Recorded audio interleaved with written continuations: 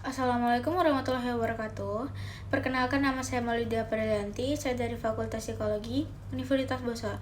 Pada video kali ini, saya akan membuat tugas video sebagai salah satu pemenuhan tugas video saya dari mata kuliah Filsafat Ilmu yang berjudul Perkembangan Ilmu Zaman Islam.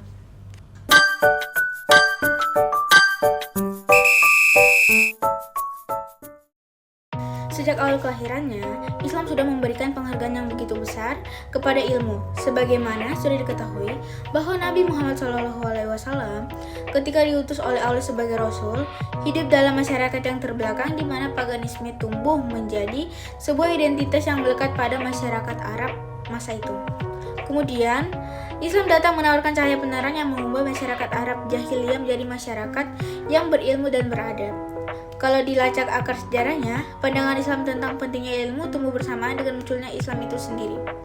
Ketika Rasulullah SAW menerima wahyu pertama, yang mula-mula diperintahkan kepadanya adalah membaca. Jibril memerintahkan Muhammad dengan bacalah dengan menyebut nama Tuhan menciptakan. Perintah ini tidak hanya sekali diucapkan Jibril, tetapi berulang-ulang sampai Nabi dapat menerima wahyu tersebut.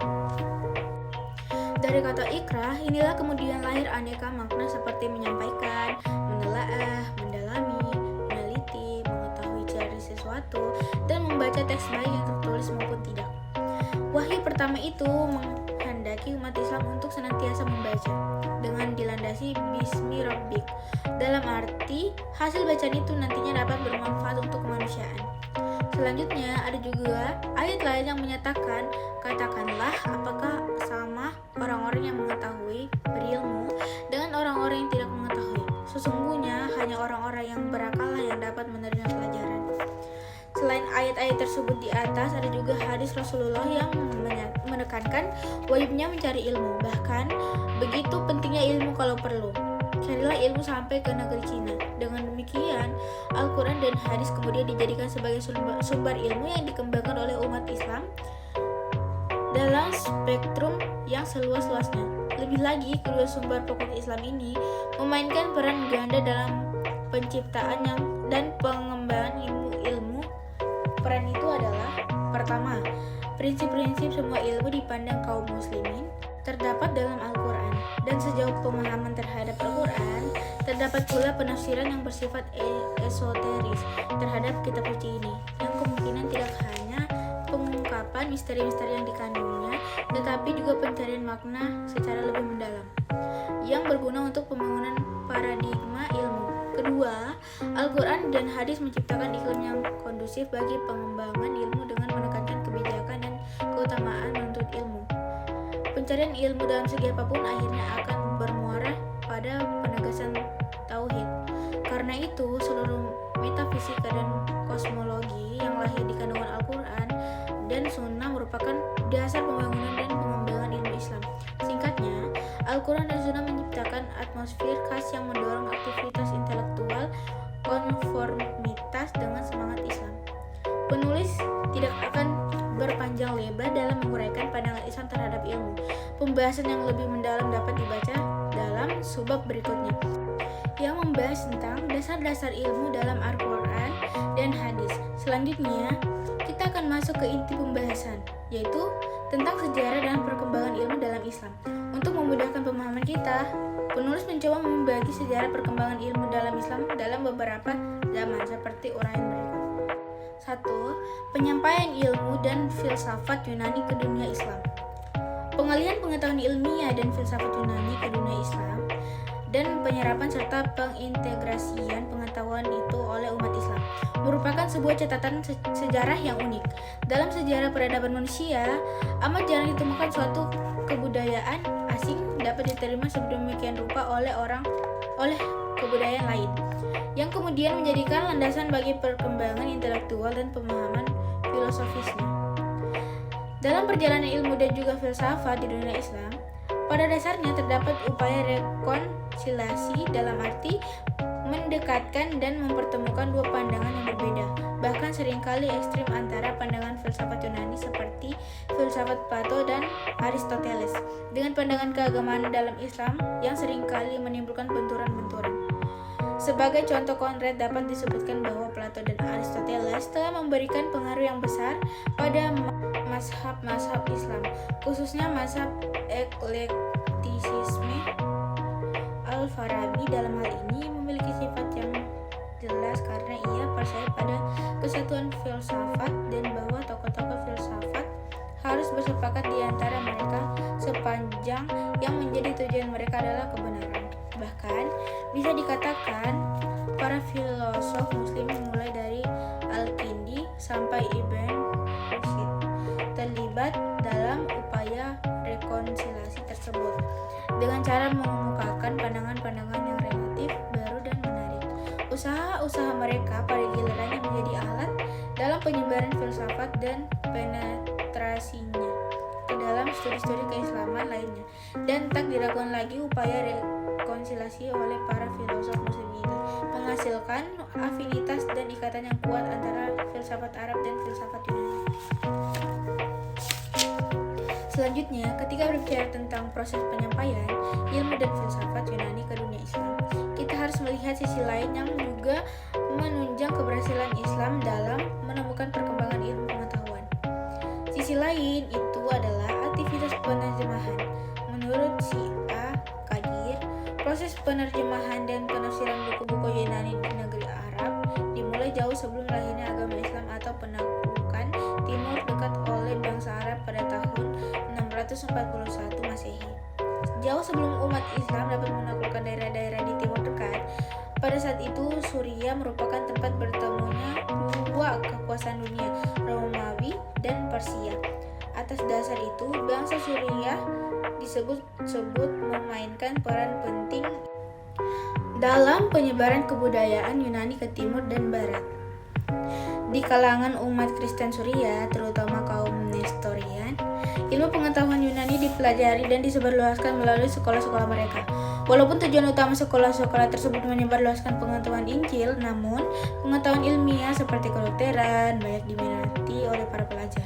Sayangnya, pihak gereja memandang ilmu kedokteran itu sebagai ilmu sekuler dan dengan demikian posisinya lebih rendah daripada ilmu pengobatan spiritual yang merupakan hak istimewa dari para pendeta. Selain itu, pada masa ini juga didapati pusat-pusat ilmu pengetahuan seperti Ariok, Ephesus, dan Iskandaria, di mana buku-buku Yunani purba masih dibaca dan diterjemahkan ke dalam berbagai bahasa, terutama Syriani, bahkan setelah pusat-pusat itu ditaklukkan oleh umat Islam. Pengaruh pemikiran Yunani terhadap mendalam dan meluas. Pada masa ini juga didapati seorang tokoh Kristen bernama Nestorius yang melakukan dekonstruksi atas pemahaman teologi kalangan Kristen konservatif ortodoks. Setelah ia terpengaruhi oleh alam pikiran Yunani tersebut, ia bersama pengikutnya kemudian hijrah ke Suriah dan melanjutkan kegiatan ilmu pengetahuan dan filsafat Yunani. Kegiatan ini pada gilirannya menghasilkan terjemahan karya filosof Yunani seperti Porphyrius. Di antaranya adalah Isagoge, Categories, Hermeneutika, dan Analitika Priori. Pusat-pusat ilmu pengetahuan yang dipimpin oleh umat Kristen ini terus berkembang dengan bebasnya sampai mereka berada di bawah kekuasaan Islam. Hal ini menunjukkan bahwa Islam tidak hanya mendukung adanya kebebasan intelektual, tetapi juga membuktikan kecintaan umat Islam terhadap ilmu pengetahuan dan sikap hormat mereka kepada ilmuwan tanpa memandang agama mereka. Kedua, perkembangan ilmu pada masa Islam klasik. Sebagaimana telah disinggung di atas bahwa pentingnya ilmu pengetahuan sangat ditekankan oleh Islam sejak awal, dimulai masa Nabi sampai dengan Khulafa al-Rasyidun. Pertumbuhan dan perkembangan ilmu berjalan dengan pesat seiring dengan tantangan zaman. Selanjutnya, satu hal yang patut dicatat dalam kaitannya dengan perkembangan ilmu dalam Islam adalah peristiwa fitnah al-kubra yang ternyata tidak hanya membawa konsekuensi logis dari segi politis ansih seperti yang dipahami selama ini, tapi ternyata juga membawa perubahan besar bagi pertumbuhan dan perkembangan ilmu di dunia Islam. pasca terjadinya fitnah Al-Kubra, muncul berbagai golongan yang memiliki aliran teologis tersendiri pada dasarnya, berkembang karena alasan-alasan politis. Pada saat itu, muncul aliran Syiah yang membela Ali, aliran Khawarij, dan kelompok Muawiyah.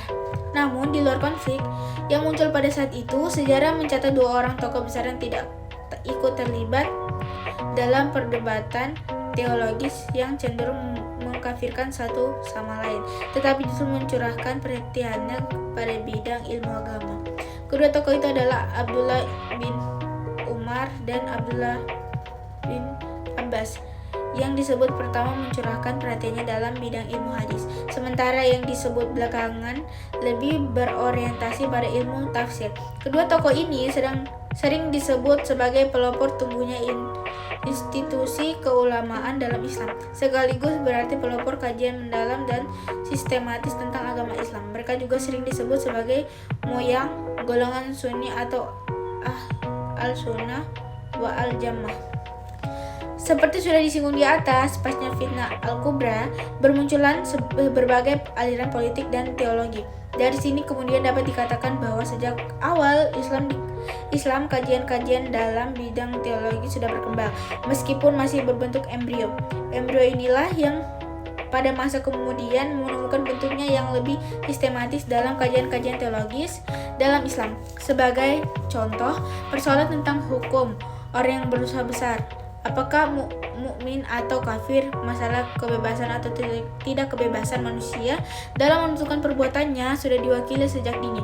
Perdebatan antara kalangan Mu'tazilah dan Khawarij.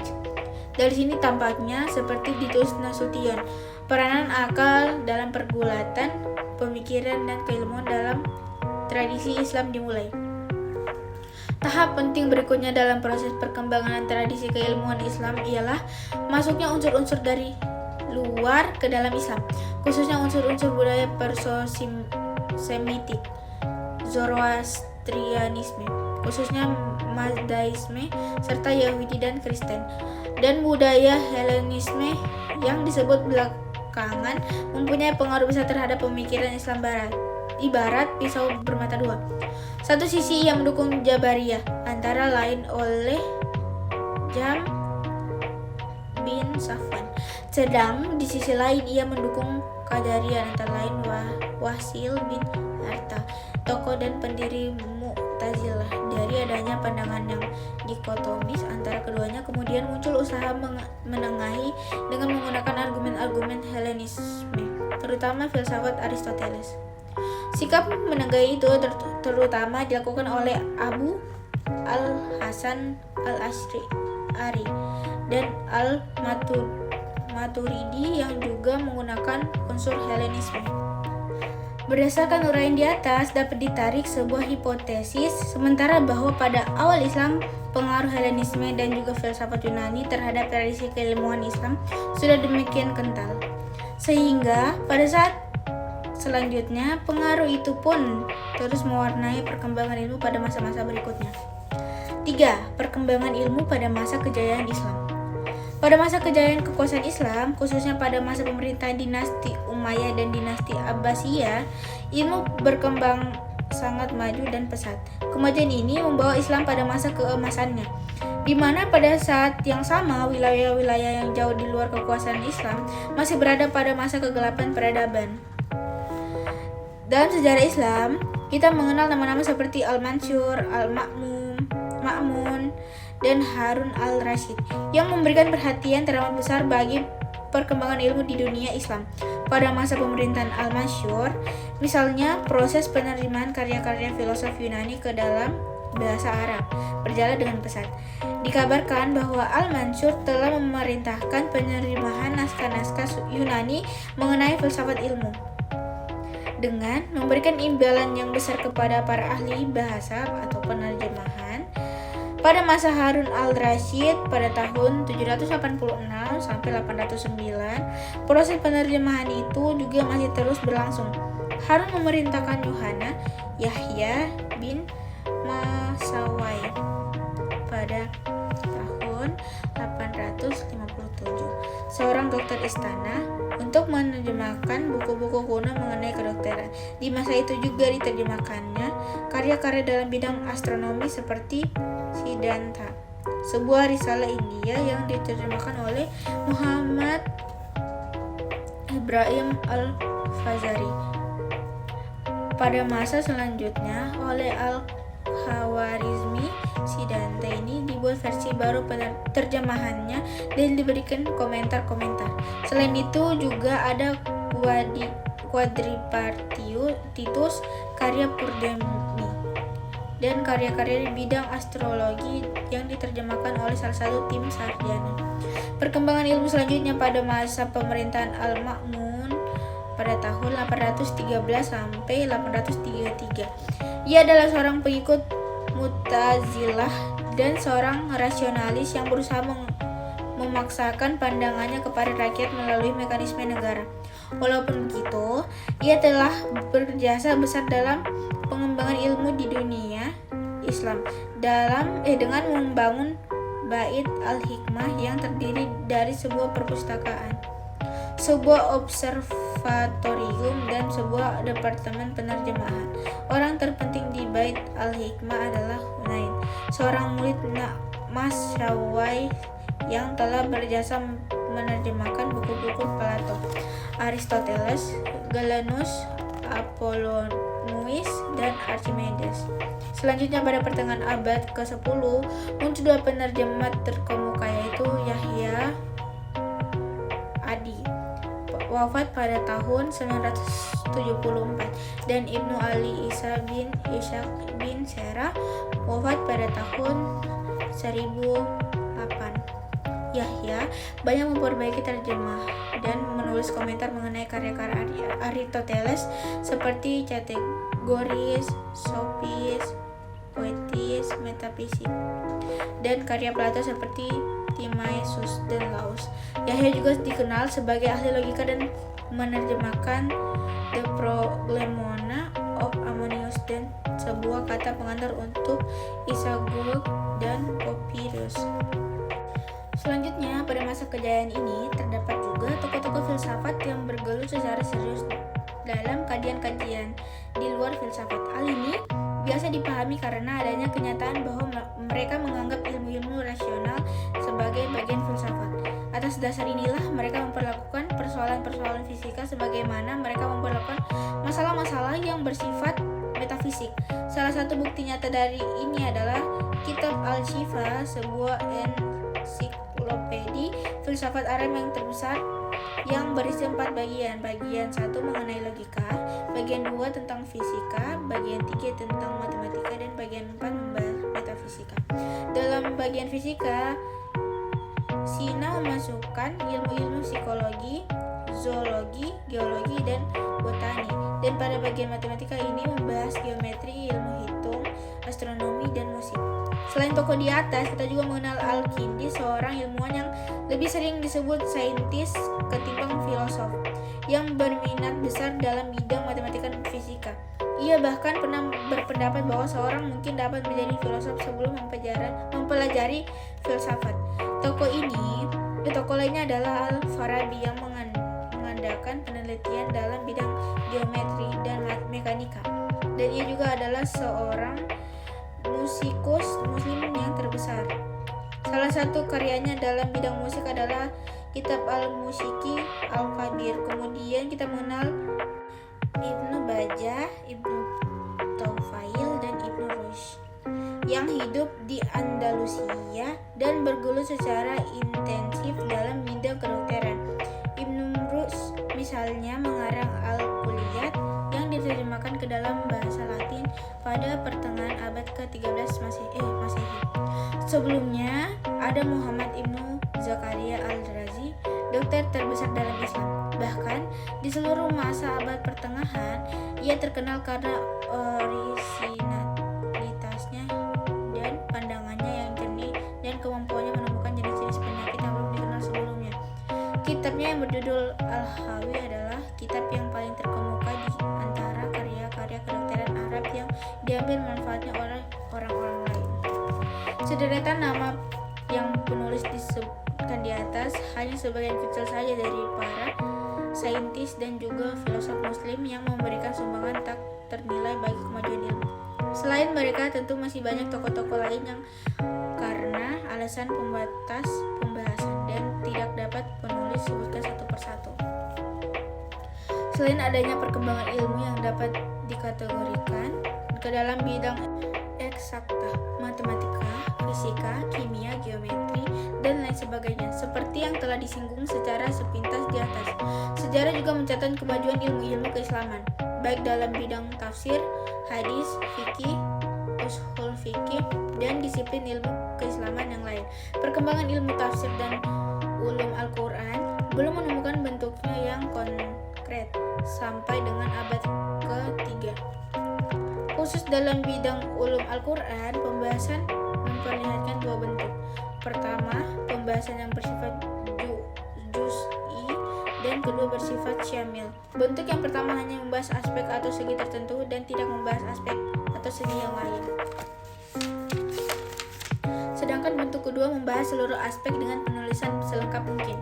Dalam bidang hadis, perkembangan ilmu hadis dimulai sejak Imam Syafi'i menyusun kitabnya yang bernama Ar-Risalah. Kitab ini memuat problematika sanad dan matan hadis.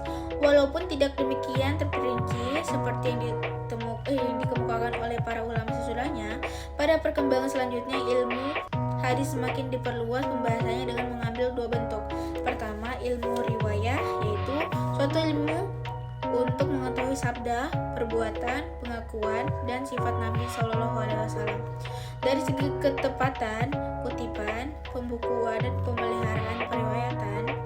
Kedua, ilmu dirayah, yaitu ilmu yang membahas sanad dan matan dari segi diterima atau ditolaknya suatu hadis, sehingga melahirkan kaidah yang berkaitan dengannya. Kitab yang berkaitan secara khusus dengan ilmu hadis muncul pada akhir abad ke-3, di antara kitab Al-Muhaddis, Al-Fasil, Bain Ar-Rawi, wa Al-Wai, karya Ar-Rahmah-Hurmuzi. Kemudian pada abad ke-4 menyusun Al-Hakim An-Naisaburi dengan karya Ma'rifah Al-Ulum Al-Hadis. Menyusun kemudian Al-Baghdadi dengan kitabnya Al-Kifayah fi Al-Riwayah pada abad ke-5. Ilmu hadis terus berkembang hingga mencapai puncaknya pada abad ke-7 dengan munculnya kitab Muqaddimah Ibnu Salah fi Ulum Al-Hadis karya Ibnu Salah. Selain dalam bidang Al-Quran dan hadis, ilmu fikih dan ushul fikih telah mengalami perjalanan panjang sehingga terbentuk seperti sekarang ini.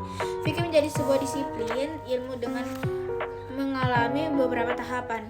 Pertama, tahapan pembentukan pada masa Rasulullah, Khulafa al-Rasyidun hingga paruh pertama abad ke-1. Kedua, tahap pembentukan fikih yang dimulai pada pengaruh pertama abad ke-11 sehingga dekade awal abad kedua. Pada tahap fikih ini telah terbentuk mazhab.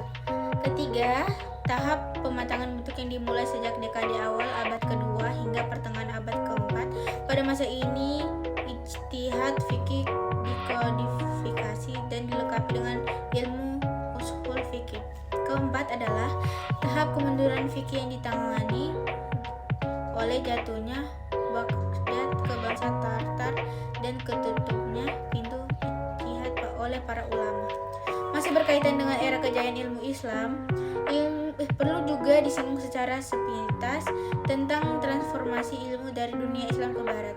Terjadinya transformasi kebudayaan dan khususnya ilmu dari dunia Islam ke Barat disebabkan paling tidak oleh dua alasan. Pertama, kontak pribadi setelah penaklukan Arab atas Persia, Syria, dan Mesir. Orang-orang Kristen di Timur mengandalkan kontak dengan orang-orang Islam. Mereka hidup bersama dan menikmati toleransi agama yang besar. Mereka juga mengikuti kegiatan intelektual dan kebudayaan kaum mempunyai dokter-dokter, kimiawan, matematikus, dan para ahli astronomi yang memberikan sumbangan khusus dalam penerjemahan warisan Yunani ke dalam bahasa Arab. Terjadinya kontak pribadi ini juga disebabkan oleh Byzantium secara geografis berdekatan dengan dunia Islam. Dari dari sinilah kemudian gagasan-gagasan barat masuk ke dunia Islam dan sebaliknya gagasan-gagasan dari dunia Islam masuk ke barat khususnya sesudah perang salib. Alasan keduanya adanya kegiatan penerjemahan. Tidak dapat dipungkiri kebudayaan Islamlah yang mendorong orang-orang Latin melakukan penerjemahan.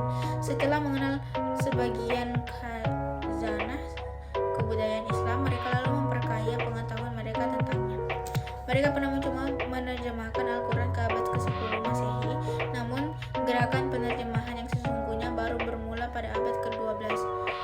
Toledo dan Palermo adalah dua pusat penerjemahan tersebar saat itu yang banyak mengoleksi sumber-sumber Arab berkat perantaraan orang Yahudi dan hubungan mereka dengan orang Kristen dan Islam. 4. Masa keruntuhan tradisi keilmuan dalam Islam. Abad ke-18 dalam sejarah Islam adalah abad yang paling menyedihkan bagi umat Islam dan memperoleh catatan buruk bagi peradaban Islam secara universal. Seperti yang diungkapkan oleh Lothrop Stoddard bahwa menjelang abad ke-18 dunia Islam telah merosot ke tingkat yang terendah. Islam tampaknya sudah mati dan yang tertinggal hanyalah cangkangnya yang kering kerontang berupa ritual tanpa jiwa dan tahil yang merendahkan martabat umatnya. Ia menyatakan seandainya Muhammad bisa hidup kembali, ia pasti akan mengutuk para pengikutnya sebagai kaum murtad dan musyrik. Pernyataan Stoddard di atas menggambarkan begitu dahsyatnya proses kejatuhan peradaban dan transisi keilmuan Islam, yang kemudian menjadikan umat Islam sebagai bangsa yang dijajah oleh bangsa-bangsa Barat. Runtuhnya bangunan tradisi keilmuan Islam secara garis besar dapat diterangkan karena adanya sebab-sebab berikut. Dalam bukunya The Reconstruction of Religious Thought in Islam, Iqbal menyatakan bahwa salah satu penyebab kematian sangat ilmiah di kalangan umat Islam adalah diterimanya paham Yunani mengenai realitas yang pada pokoknya bersifat statis, sementara jiwa Islam adalah dinamis dan berkembang. Ia selanjutnya mengungkapkan bahwa semua aliran pemikiran Muslim bertemu dalam suatu teori Ibnu Miskawai mengenai kehidupan sebagai suatu gerak evolusi dan pandangan Ibnu Khaldun mengenai sejarah. Jika asumsi Iqbal di atas bisa diterima, tepat apa yang dilukiskan oleh Amin Abdullah tentang sifat kedinamisan ilmu ketika ia menyatakan menurut telaah filsafat ilmu, hampir semua jenis kegiatan ilmu, baik natural science maupun social science, bahkan dari religious science, selalu mengalami apa yang disebut dengan shifting paradigm, pergeseran gugusan pemikiran keilmuan. Kegiatan ilmu selamanya bersifat historis lantaran dibangun, dirancang, dan dirumuskan oleh akal budi manusia yang juga bersifat historis. Yang dimaksud bersifat historis adalah tarikat ruang dan waktu, terpengaruh oleh perkembangan pemikiran dan perkembangan kehidupan sosial yang menggitari tanggal waktu tertentu. Dengan begitu sangat dimungkinkan terjadinya perubahan, pergeseran, perbaikan, perumusan, kembali, nasib, dan mansyuk, serta rancang bangunan epistemologi keilmuan. Jika tidak demikian, maka kegiatan keilmuan akan mandek dengan sendirinya alias statis. Sebab lain yang menyebabkan kehancuran tradisi keilmuan Islam adalah persepsi yang keliru dalam memahami pemikiran Al-Ghazali. Orang umumnya mengancam Al-Ghazali karena ia menolak filsafat seperti yang ia tulis dalam Tahafut al-Falasifahnya. Padahal ia sebenarnya menawarkan sebuah metode yang ilmiah dan rasional, dan juga menekankan pentingnya pengamatan dan analisis, serta sifat skeptis. Hal ini misalnya ia tuangkan dalam karyanya berjudul Al-Munqiz min al-Dalal.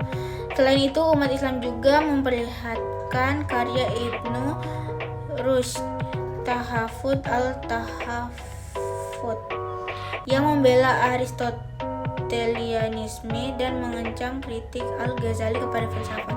Seandainya orang mau meluangkan waktunya untuk mengkaji karya Ibnu Rushd itu, barangkali kemerosotan rasional ini di kalangan umat Islam tidak akan separah sekarang ini. Fikih merupakan ilmu pertama yang dikembangkan oleh umat Islam. Keempat, sumber yang utama yaitu Al-Quran, Sunnah, Ijma, dan Qiyas merupakan sumber hukum yang tetap. Namun karena sifatnya yang tetap itulah kaum muslim harus menggunakan metode deduktif untuk sampai kepada keputusan mengenai masalah-masalah khusus. Dan pada saat yang sama metode induktif kehilangan semangatnya di masa dekadensi kegiatan intelektual sedang mencapai titiknya yang terendah. Tidaklah mengherankan jika orang kemudian menjadi bersikap dogmatis dan taklid secara membuta. Para penguasa seringkali merasa takut dengan tersebar luasnya pendidikan dan pengetahuan di kalangan massa yang dapat menggeroti kekuasaan mereka yang mutlak. Munculnya orang-orang yang pandai dan terampil menyebabkan longgarnya pengaruh golongan elit, feodal, dan keagamaan. Dengan membuka kesempatan baru bagi masyarakat dan menawarkan cara yang baru sama sekali untuk memperoleh pengaruh melalui pengetahuan dan bukan melalui pewarisan, maka penyebarluasan ilmu dan teknologi menghantam akar dasar kekuasaan golongan yang mempunyai hak-hak istimewa. Sebab-sebab lain di atas, kesulitan-kesulitan ijtihad dan mistisisme asketik juga merupakan faktor yang menyebabkan kemunduran tradisi intelektual dan keilmuan di dunia Islam. Sekian dari saya. Maaf kalau masih banyak salah kata. Wabillahi taufiq wal hidayah. Wassalamualaikum warahmatullahi wabarakatuh. Dadah.